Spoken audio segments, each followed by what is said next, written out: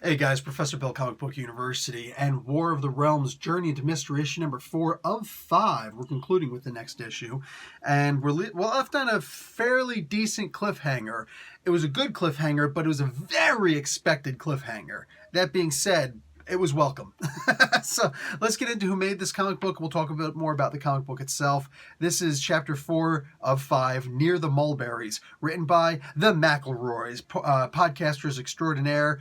Maybe one of these days I'll get around to listening to one of their podcasts. Still got to maintain my own individuality and not be influenced by other people, so maybe one.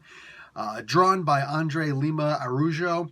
Colored by Chris O'Halloran and VC's Clayton Cowles on letters. Also, the cover artists are Valerio Scheide and David Curiel, and the variant cover artist is Jen Bartel. All right, we basically get these guys going to Carson City, Nevada.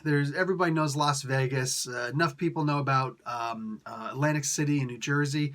But besides Las Vegas, there are two other cities in in Nevada that allow gambling, and they're actually pretty big hubs for gambling. And that's Reno and Carson City. I think Reno was just talked about recently in an issue this week also. I can't remember which one, but I talked about it. Maybe it was last week. Anyway, yeah. And then this week we're also talking about, we've got Carson City here.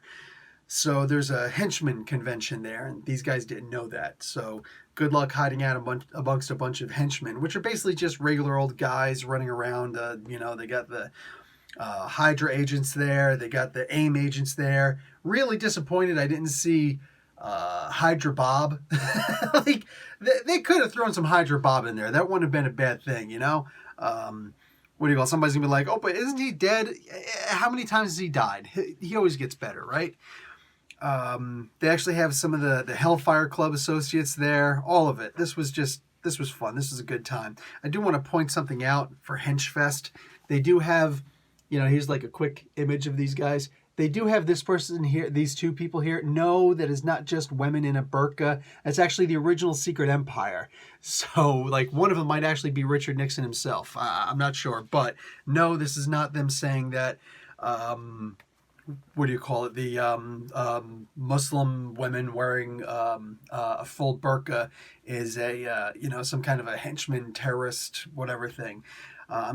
There's a chance that somebody's going to say something like that. Anyway, what we do get in here and what is intentional, is Kushla. Kushla is a character from Doctor Strange and the Sorcerer Supreme. I actually did that whole series. I reviewed every issue of that series. Go and look that up. Anything that you want to look up by Comic Book University, there's a reason why I put column Comic Book University, right? So just look up whatever, type in whatever your subject matter is, whatever you're looking for, and then type Comic Book University afterwards. If I discuss the matter and it's a halfway decent search that you're doing, boom, you'll find it. So that's one of the main reasons why I put Comic Book University after everything that I do. So you can check out Doctor Strange and the Sorcerer's, plural, Supreme. And I also talked about a lot of the Ghost Riders. There's another Ghost Rider here called a Phantom Rider. I'm not sure which one it is, but you can check all the ones that I talked to in a 10-part series that I did on the Ghost Riders. One of the earliest videos that I've done, 10 videos that I've done. Go and check those out. But Kushla is actually an interesting one, and I'm very glad that she's still being kept alive, so to speak, as far as comic book continuity is concerned. This was a fun book. This was a great way to push everything together. What can I complain about with this issue? I complain that Thor didn't really have his voice in this.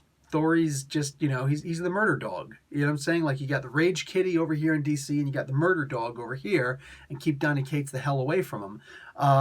Or her. I can't remember if it's a boy or a girl. I'm pretty sure I've read both in the comics. Either way, what do you call it? I don't see Thor as being quite as articulate as it was in this book. Yeah. This was, other than that, though, seriously, like, it's hard to find a complaint about this. Simon Williams even had a moment, still maintaining both aspects of him, that he's a pacifist and that he's a badass, all rolled up in one cool moment. I liked it. Pretty much everything about this book, this was pretty awesome. Even Locket gets a couple of cool moments. They have a really solid plan, and they get to see firsthand that every good plan is usually written on toilet paper when it comes to executing in the field. And in the field, people get wet. So does toilet paper. So this was a good comic. I loved this comic book. I seriously did. This book right here, man. Go out. I don't know if you like the first three issues or not. That's on you. But this one was cool. It explained a lot. Again, if I had to make a complaint, it's that Thor's the one who had to explain everything, and it wasn't really a good voice for Thor, in my opinion. That's just my opinion. Who the hell am I? Anyway, Professor Bill, Comic Book University. Class dismissed.